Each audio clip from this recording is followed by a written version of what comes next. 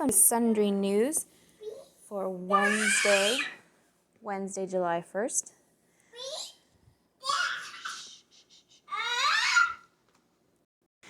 Anyway, we begin today with Conservative Review. Here are the top stories. More evidence that most coronavirus cases are now weaker than the flu. Evidence continues to mount that the new infections throughout much of the country are extremely mild, with the exception of some serious cases coming over the border from Mexico. There you go. Noted environmentalist pens article apologizing for climate scare foisted on public for decades, but piece is taken down reportedly just hours later. Climate change is happening. It's just not the end of the world. It's not even our most serious environmental problem. Listen, the truth about Black Lives Matter. Violent, radical, racist, anti-Semitic, and neo-Marxist. Today I'm joined by filmmaker and investigative journalist Ami Horowitz, who discusses his experience inside some of the BLM riots. Child sexually assaulted in Minnesota park where neighbors swore off calling the police. Oh, that's nice. The neighborhood boycotted the cops. You got something to say, little boy? Older woman gets right back in leftist punk's face after he orders her to check your fucking privilege. That's how it's done. Okie dokie. Do I want to click on anything? Click on this.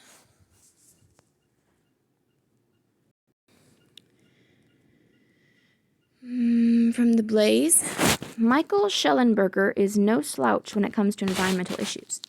Besides his TED Talks garnering more than 5 million views, he's a Green Book Award winner, a frequent contributor to publications such as the New York Times, the Washington Post, the Wall Street Journal, Scientific American, and he also authored Apocalypse Never, Why Environmental Alarmism Hurts Us All, which was released Tuesday by HarperCollins. But Shellenberger said a Forbes article, On Behalf of Environmentalists, I Apologize for the Climate Scare, based on his new book, was censored soon after it went up Sunday. The Daily Wire reported that his piece was taken down from the Forbes website a few hours after it was published.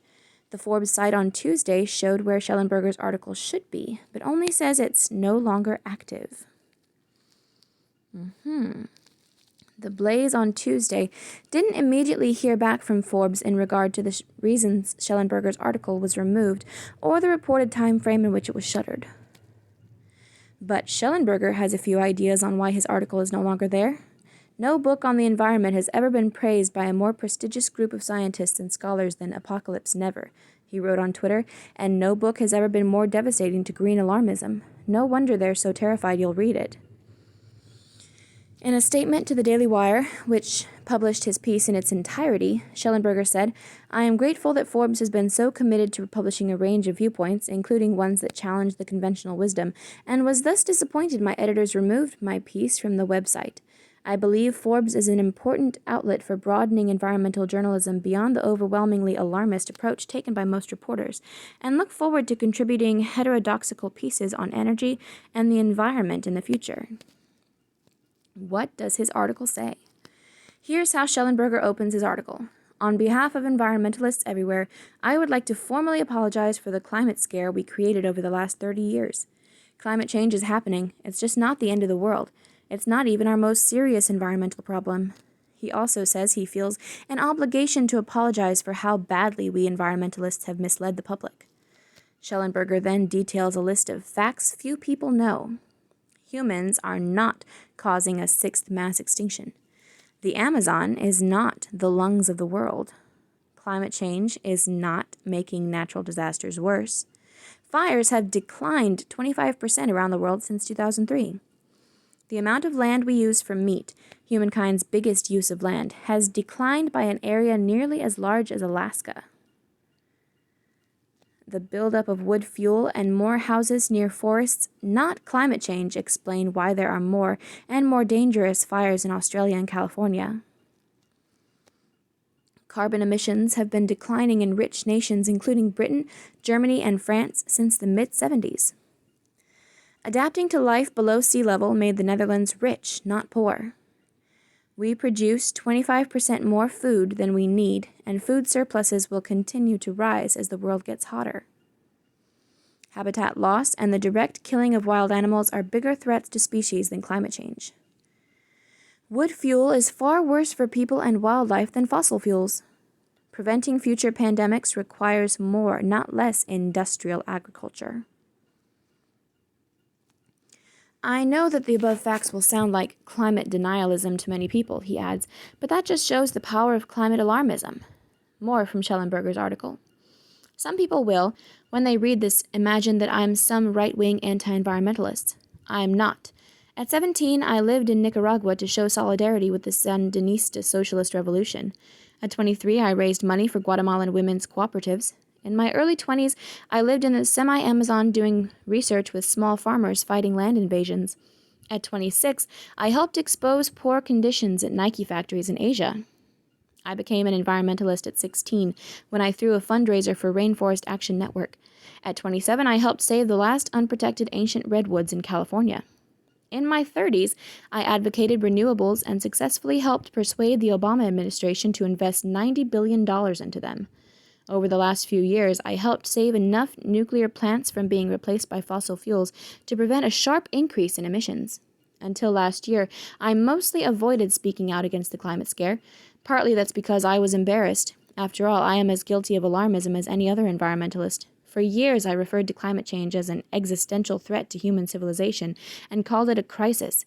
But mostly I was scared. I remained quiet about the climate disinformation campaign because I was afraid of losing friends and funding.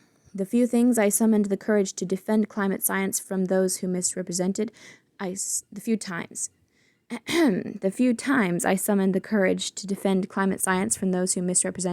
suffered harsh consequences, and so I mostly stood by and did next to nothing as my fellow environmentalists terrified the public. He also added some highlights from his new book. Factories and modern farming are the keys to human liberation and environmental progress. The most important thing for saving the environment is producing more food, particularly meat, on less land. Particularly meat. The most important thing for reducing air pollution and carbon emissions is moving from wood to coal to petroleum to natural gas to uranium. 100% renewables would require increasing the land used for energy from today's 0.5% to 50%. Ugh. We should want cities, farms, and power plants to have higher, not lower, power densities. Vegetarianism reduces one's emissions by less than 4%. Greenpeace didn't save the whales. Switching from whale oil to petroleum and palm oil did. Free-range beef would require 20 times more land and produce 300% more emissions. Greenpeace dogmatism worsened forest fragmentation of the Amazon. The colonialist approach to gorilla conservation in the Congo produced a backlash that may have resulted in the killing of 250 elephants. Oh my. Shellenberger writes toward the end of his piece, once you realize just how badly misinformed we have been, often by people with plainly unsavory or unhealthy motivations, it is hard not to feel duped. Very interesting. Do I want to click on this? I will click on this. Horowitz. More evidence that most coronavirus cases are now weaker than the flu. Evidence continues to mount that the new infections throughout much of the country are extremely mild, with the exception of some serious cases coming over the border from Mexico.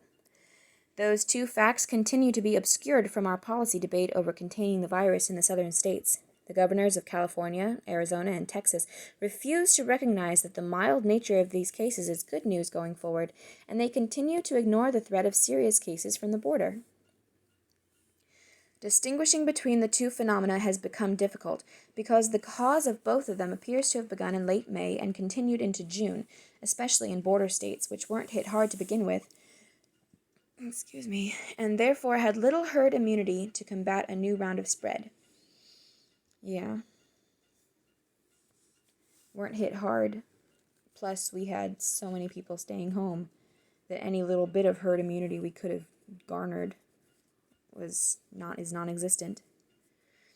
But the timing of these serious cases at the border combined with milder cases in the interior seems to make it clear that we are seeing two distinct waves, the second and mild American wave, and the importation of Mexico's first, more serious wave. In my previous article, I focused on the serious cases coming from the border. That issue appears to be confined to certain hospitals in the border states. What about all other cases throughout the country? They are turning out to be less potent than even the flu.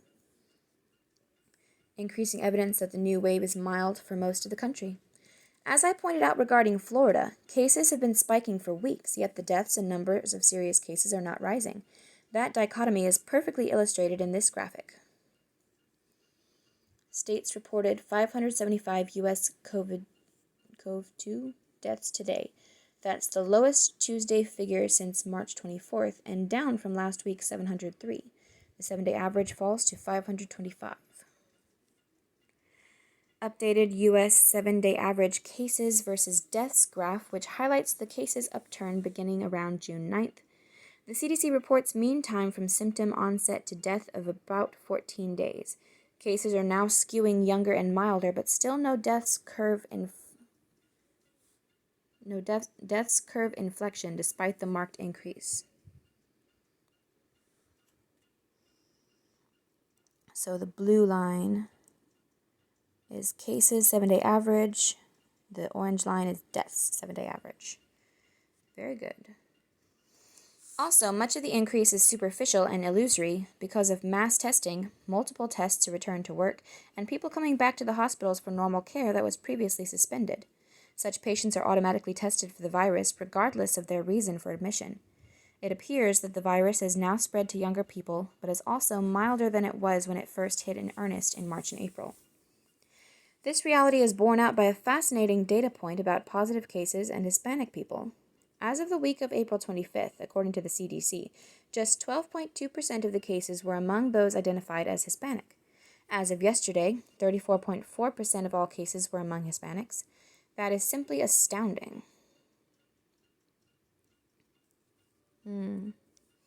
If you peel into some state data, you will find that cases among Hispanics compose 46% in Florida, twice their share of the population.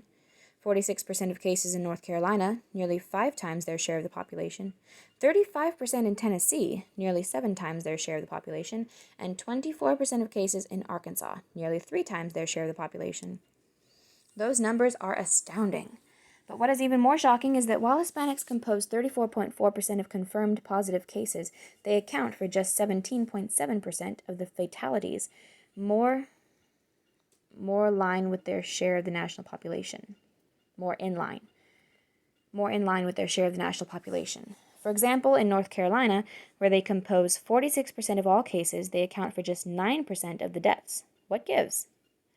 The only logical answer is that this is merely an illusion of mass testing of meatpacking plants and farm labor camps, where they began testing every worker, most of whom are Hispanic, especially in the southern states. Thus, as we saw with the Arkansas Tyson Foods plants, almost all of them are asymptomatic. Lots of cases, few deaths. Why does there appear to be resurgence even beyond the accounting gimmicks? That could either be the next evolution of the virus itself, or due to the mass protests and rioting, there is increasing evidence of the latter. Either way, it makes sense that it would hit in states like California, Texas, and Florida, large states that were previously barely touched by the first round, and not in the Northeast, which has likely achieved some degree of de facto herd immunity. While there is still very little data quantifying who has a severe case or a mild case, and who was hospitalized for coronavirus versus hospitalized with coronavirus discovered through testing, here are 2 powerful anecdotes that drive home both points. Car crashes are now COVID-19 cases. Well, it's been that way for a while. The New York Times reported on Sunday, 1/3 of all patients admitted to Miami's main public hospital over the past 2 weeks after going to the emergency room for car crash injuries and other urgent problems have tested positive for the coronavirus. That is huge news that most people are not properly dissecting. Car crashes plummeted by as much as 75% in some states during the shutdown because the roads were empty. Now we are back up to normal levels of car crashes. For that matter, hospitals are now back up to normal levels of cancer, heart, stroke, and any number of procedures and treatments that were either suspended or declined because people were too scared to come in. Now that we have universal testing in the hospitals, we are merely discovering what already existed. but we never detected because hospitals were empty and we did not have universal testing capability. These are people who would never have known they had COVID-19, much less rushed to the emergency room if not for the coincidence of their car accident or other ailment driving them into the hospital. Once they test positive, they are regarded as coronavirus patients, even if they are asymptomatic, which is the case with the majority of younger people who contract the virus. What percentage of people counted as COVID-19 patients came because of COVID-19 versus what percentage happened to have it asymptomatically? We don't know, but the number has to be pretty substantial. Cold-like symptoms as the new panic and threshold to trigger shutdown. What about those people coming to the hospital because of COVID-19? Most Americans probably conjure up images of people coming in with their lungs filled with fluid and suffering from acute respiratory distress syndrome, as we saw in New York in late March. That was never the case in most parts of the country, but it most certainly is not what's happening now. I long suspected, given the massive gap between deaths/ICU admissions versus hospitalizations and cases, that these cases were much milder, which leads me to the second anecdote. An emergency care executive from Texas explained to former New York Times reporter Alex Berenson that most cases he sees now in Texas are milder than a typical full-blown cold. The managing partner and general counsel of the company that owns Complete Care, which operates 13 emergency care clinics in Texas, emailed Berenson with a statement illuminating the situation on the ground. Tweet. Wondering what's really happening in Texas? Here's the email from a senior executive at a Texas ER chain that sees thousands of patients a month. He went on the record, a brave move. I'm going to let him speak for himself. 2 tweets of screenshots worth reading to the end. He noted that out of 2,231 tests the clinics have administered in June, although the positivity rate is at 20%, the vast majority of the cases are mild to very mild symptoms. He observed that most patients were in their 30s. Most would not even have met the criteria for testing during the peak when kits were scarce, and that very few of them really need hospitalization. Vast majority of the patients are better within 2 to 3 days of the visit, and most would be described as having a cold, a mild one at that, or the symptoms related to allergies, he said. He further noted that half of them come in because they sneeze or cough and their employer makes them get tested. Thus, ironically, the spike in hospitalizations now is because of the previous lockdown, which they are now pushing again. As Dr. Robert Hancock of Texas College of Emergency Physicians said, we saw just a rash of people that came in for relatively treatable conditions that had just waited to the point that it deteriorated. That's kind of added to the ICU stress on top of just having the COVID-19 patients. Thus, what we are seeing in Texas and elsewhere is actually a fulfillment of what we all hoped for. A flattened curve of mild cases in hospitals that are able to handle severe cases, but ultimately few deaths. Overall, based upon what we are seeing at our facilities, the above information is really more of a positive story, wrote the emergency clinic executive to Berenson. You have more people who are testing positive with minimal symptoms. This means that the fatality rate is less than commonly reported. This is perhaps why hospital officials in Texas, whose profession has typically led the charge in panic peddling since March, are actually warning the public that they are being misled with illusory data. Houston Methodist CEO Mark Boom complained that the data is being misinterpreted, and quite frankly, we're concerned that there is a level of alarm in the community that is unwarranted right now. Exactly. Thank you. We do have the capacity to care for many more patients and have lots of fluidity and ability to manage, Boom said in a press conference with the CEOs of Houston's largest hospitals as he pointed out the missing context the media and politicians are failing to provide. He pointed out that this time last year, ICU capacity was at 95%. If anything, what was occurring in April was abnormal because everyone was scared away from hospitals, and that was not a good thing. As the media continues to be addicted to spinning bad news, it's incumbent upon everyone else to provide the missing context.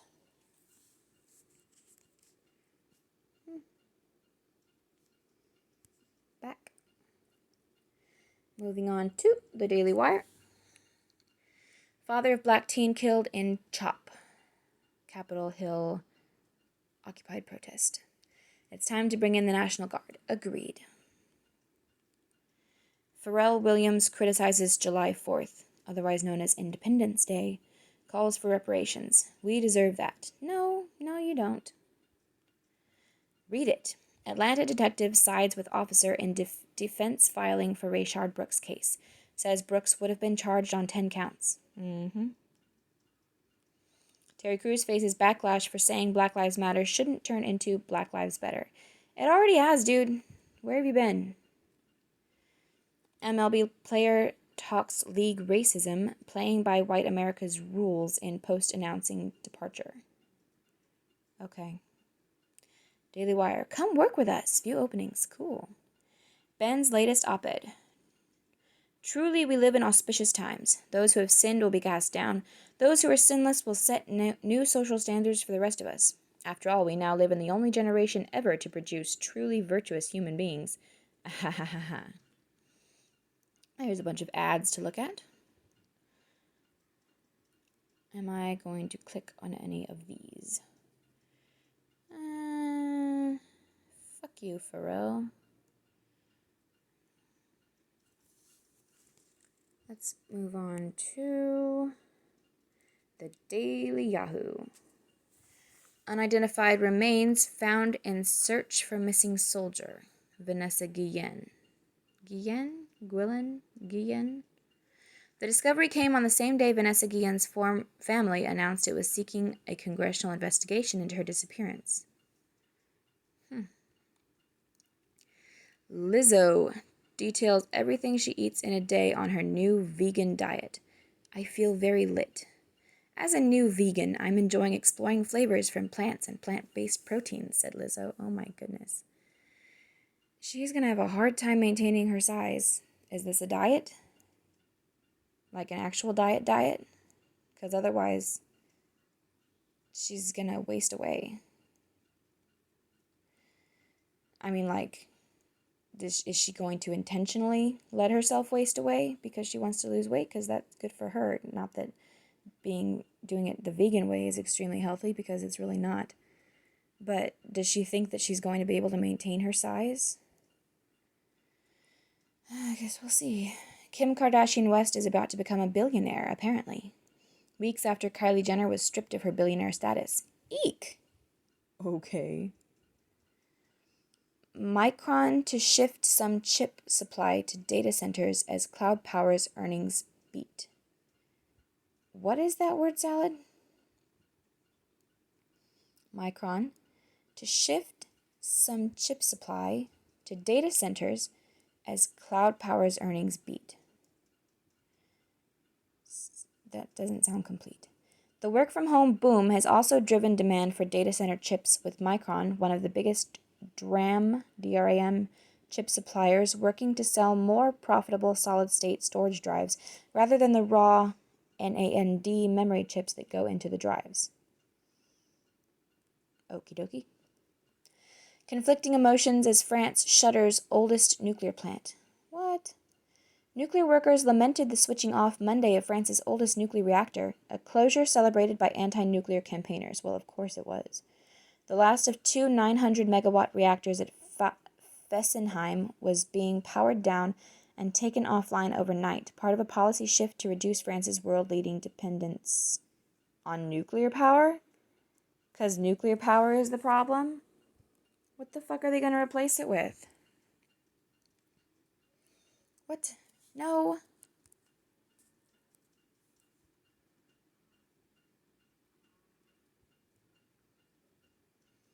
Policy shift to reduce France's world-leading dependence on nuclear power. You're going the wrong way. The number one reactor at the plant on the border with Germany was shut down in February. Workers at electricity giant EDF, which operates Fessenheim and France's 18 other nuclear plants. Well, at least they have those other ones, but apparently they're going to be switching those off too? In exchange for what? Unreliable, quote, renewable, unquote, power? Nuclear power is renewable. Technically, or untechnically. Anyway, describe the closure as a tough blow. All the employees are mourning, tweeted the CGT union at the plant, with a photo of someone wearing a black armband.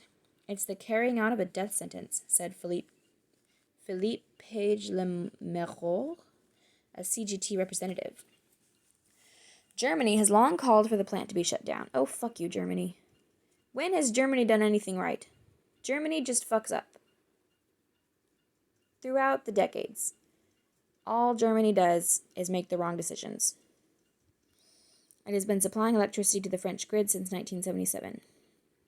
Celebrated as a victory by anti-nuclear campaigners, Fessenheim's closure still leaves France with 56 pressurized water reactors at 18 plants. Nuclear energy supplies France with almost 3/4 of its electricity, more than any other country. That was quite an accomplishment, and now you're just giving it away. You're killing it. Under an energy strategy laid out in 2018 by President Emmanuel Macron, that balance is now shifting with greater emphasis on renewables. The government has outlined plans for 12 more reactor closures and for only half of France's electricity to still come from nuclear by 2035. So you're going to be killing a lot of birds or fish. Good luck with that. Fining parents if pupils don't return in September should be last resort, says union. The government has announced there will be fines for parents whose children don't return to school as the coronavirus lockdown is eased in the UK. Okay.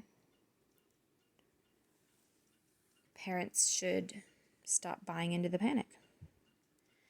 Stay up to date on coronavirus. Get the latest developments and official updates on the global health panic from trusted sources. Like Yahoo News? No, thank you. I don't trust the same sources that you trust, Yahoo News. I don't know who you think I am, but go away. What's hot? Yahoo search. Shocking. Trending now, number 1. Oh, Black Lives Matter, back on top. I have to sneeze. And I have sneezed. Bless you to me. Catherine Winnick. Coronavirus spike is back to number 3. What happened yesterday? Priyanka Chopra. Debt consolidation loans. AAG reverse mortgage. Ana Maria Cicluca. Bienestar Azteca. Mariska Hargitay. Healthy coffee creamers. Thank you, Daily Yahoo. Moving on to 1440. Good morning, it's Wednesday, July 1st. We're covering the continuing surge in COVID-19 cases in the U.S. Oh, really, are you? Annexation plans in Israel, and a crackdown in Hong Kong. Needed to know. Coronavirus concerns continue. Yeah, for some people. The daily incidence of new coronavirus infections in the U.S. could reach 100,000 if key recommendations aren't followed, Dr. Anthony Fauci testified yesterday. Dude, shut the fuck up. The comments to the Senate Health Committee came as the weekly average for new daily cases exceeded 41,000. But deaths are still declining. The figure is close to 9,000 more per day than the previous April peak. Part of the rise may be due to increased testing capacity, oh, it may be, which has almost quadrupled since that time. Testing capacity has almost quadrupled since that time, yet part of the rise just may be. The daily death toll has also remained significantly lower than April thus far. And yet concerns continue. This is a good thing. The more people get it with fewer deaths, the more people get it in a milder form, the more immune we will all be. Committee Chairman Senator Lamar Alexander, Republican Tennessee, began the hearing by urging an end to the politicization of wearing face masks.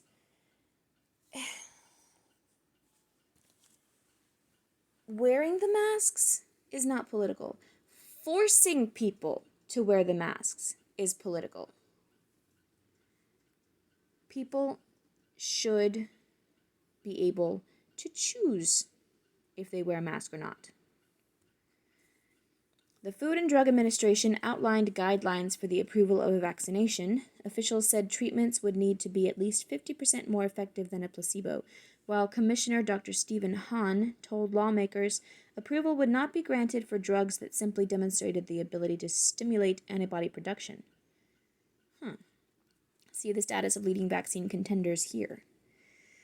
Separately, the European Union finalized rules banning U.S. tourists from visiting for at least another 2 weeks. The U.S. has reported 2.62 million cases as of this morning, with 127,425 deaths. See the 3-day moving average here. Finally, these laser-aided measurements help visualize how various face coverings help block coughs. Hong Kong law goes into effect. A new law granting Beijing's sweeping authority to crack down on dissent in Hong Kong went into effect yesterday. Text of the law, largely withheld during deliberations, revealed broad definitions of terrorism and subversive activities while mandating harsh penalties for violators. The law's enactment was conspicuously timed, coming one day before the 23rd anniversary of the city's handover to China after more than 150 years of British rule. With residents used to democratic norms, a one-country, two-systems approach was put in place at the time. Since then, tensions with the central government have led to a steady erosion of civil liberties, which has accelerated under Chinese President Xi Jinping. The city of 7 million has been seized by pro-democracy protests over the past year. However, the law caused a number of high-profile activist groups to preemptively announce their closure. West Bank annexation delayed. A proposal by Israeli Prime Minister Benjamin Netanyahu to extend the country's control over the West Bank appears to be delayed. Details of the annexation following the Trump administration's January proposal were expected to be unveiled today. U.S. officials are visiting to discuss the plan but have not yet signed off. The region, home to about 2.8 million Palestinians and 600,000 Jewish settlers, is one of the largest flashpoints in the Middle East. Captured by Israel during the 1967 Six-Day War, international bodies consider the region to be occupied by Israel. In practice, administrative status is split among 3 fractured areas, with Area C, which accounts for 60% of the land, controlled by Israel. Critics argue the move would end the already slim hope for a two-state solution. Up to 30% of the West Bank may be annexed or brought under formal legal control in the proposal. Review the original White House plan here.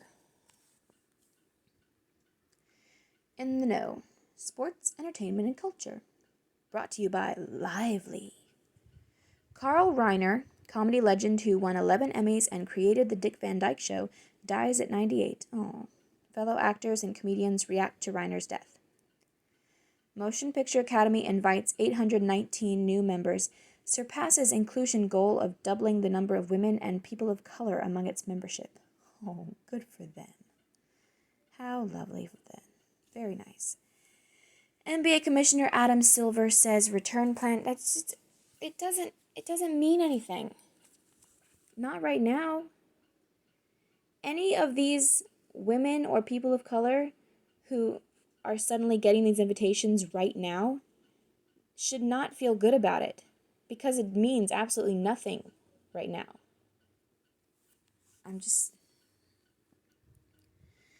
NBA Commissioner Adam Silver says return plans still on track, but warns spread of the coronavirus could halt the season. Yeah, what if any players who get it have, the mild cold-like symptoms, and they just get over it in 2 to 3 days? Is that still so terrible? Is that still gonna make you halt your comeback? Just fucking cowardice. No spine. People have no spine because they are spoiled. If season does resume in Florida next month, all 3 arenas will have Black Lives Matter painted on sidelines. Oh, brother. Yes, Black lives do matter. White lives do matter. Every life matters. The other colors, brown lives, red lives, yellow lives. Is that racist? Whatever. All lives matter, which includes Black lives, and is not a racist thing to say. the organization Black Lives Matter capitalized like you're putting it right now. What they stand for is not what you want to be standing for if people would just look into it. Leisure plus lingerie equals lingerie. And that's exactly what Lively makes. Comfortable bras, swim, and loungewear that actually feel good. Say goodbye to wires and say hello to Lively. Use code 1440 for 10% off your first purchase. Science and technology. Blood clots in COVID-19 patients may arise from inflammatory proteins which boost the activity of blood platelets, leading to an increased risk of heart attacks and strokes.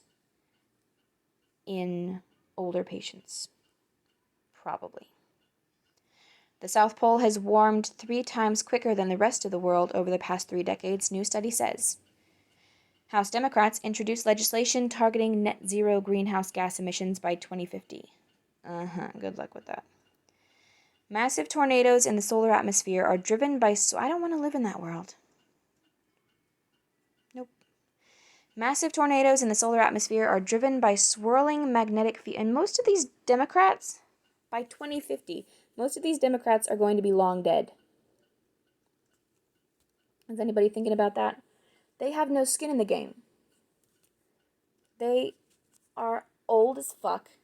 They have been politicians for most of their life. And they're going to be dead by 2050. Long dead. At least hopefully. Anyway, massive tornadoes in the solar atmosphere are driven by swirling magnetic fields. New study yields insight into the sun's heating mechanisms.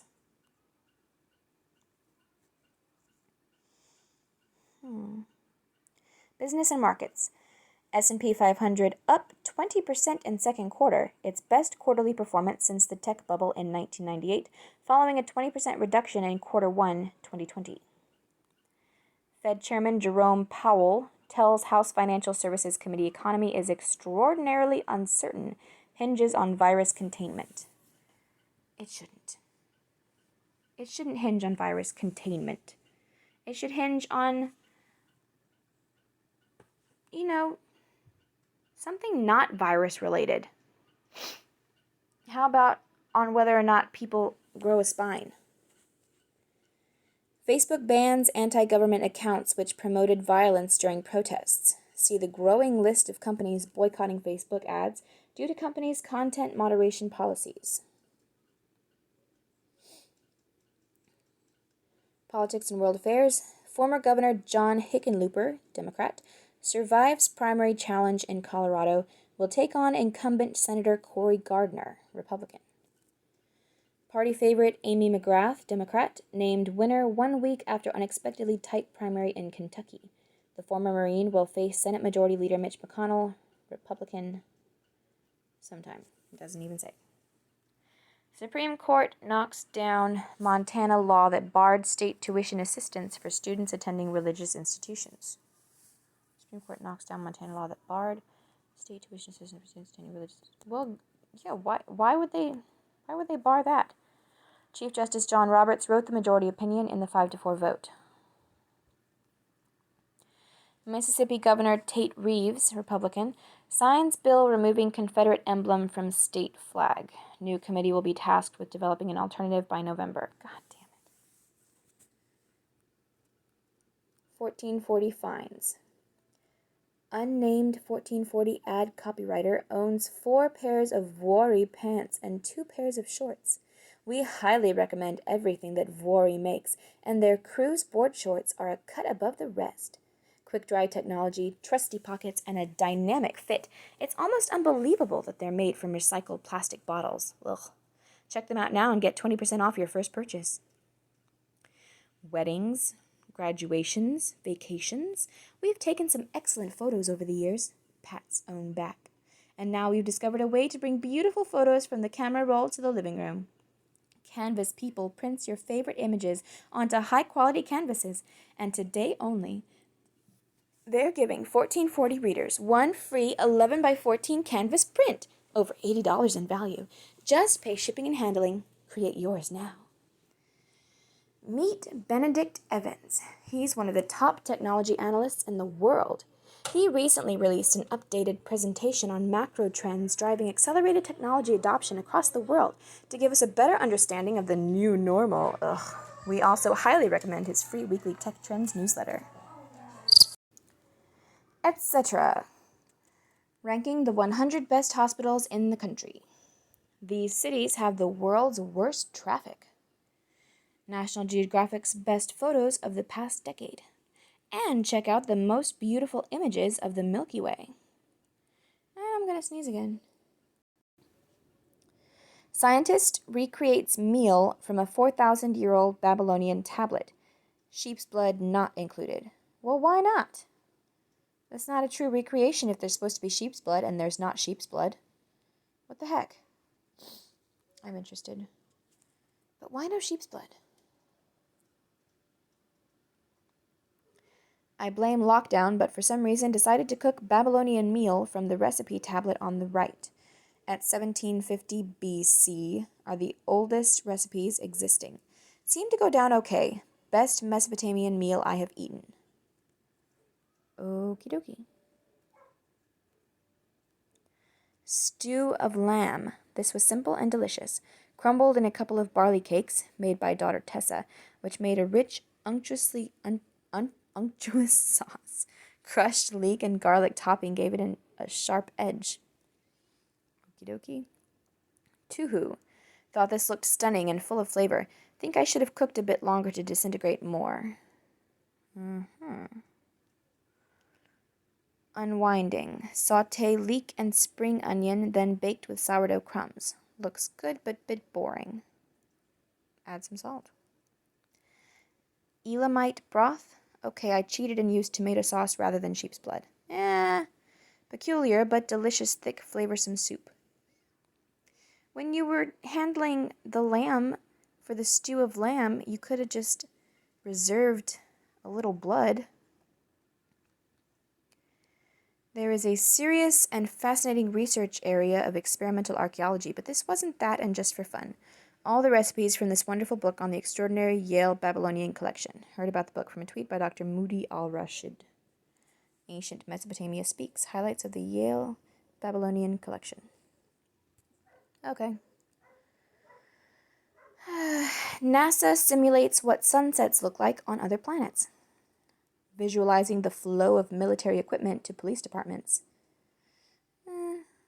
That wasn't necessarily a good idea. Watch a baby donkey get serenaded to sleep. Clickbait. And this family helps a bear remove its head from a jar. History book. Civil War Battle of Gettysburg begins, 1863. Rest in peace abolitionist and author Harriet Beecher Stowe, 1896. Princess Diana born, 1961. China regains sovereignty over Hong Kong, 1997. Hollywood actor Marlon Brando dies, 2004. Rest in peace, Marlon Brando. Never give up, for that is just the place and time that the tide will turn. Harriet Beecher Stowe. Okie dokie. That is all for today. That was rather long. Thank you and goodbye.